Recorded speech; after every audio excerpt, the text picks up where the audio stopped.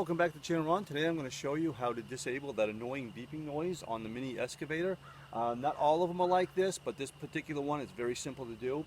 The reason why I'm doing this is because where you're sitting, the alarm is right here and it just drives me up the wall. It's just way too loud. So I'm going to go ahead and disable that without altering the machine at all. We're just going to go ahead and unplug it.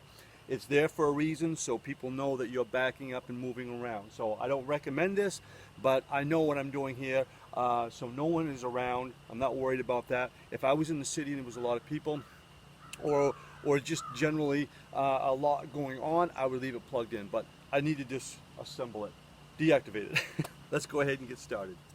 All right, now on this particular unit, the backup alarm and forward alarm is right here. So all we're going to do is we're going to remove this 10mm bolt on either side. There's one here and there's one here. So go ahead and remove those. Be careful not to lose them. Set those off to the side. And you're not altering this vehicle in any way that's going to keep it from running.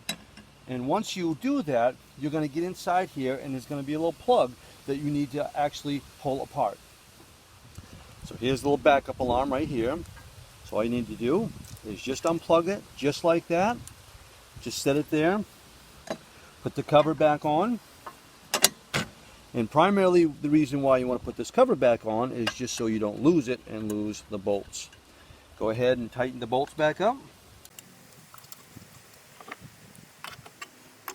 So now you can move the vehicle forward and backwards without listening to that annoying alarm.